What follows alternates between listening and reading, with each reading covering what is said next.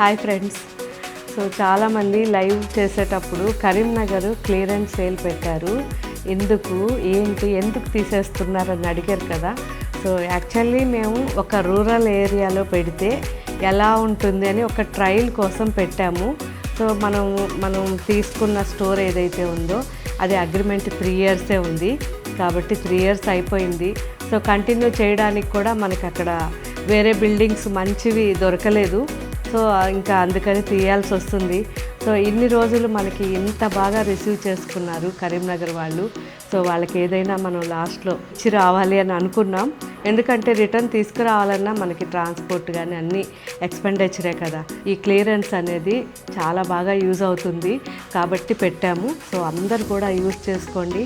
Clearance సేల్లో 80% మనకి stock 50% sale పెట్టారు.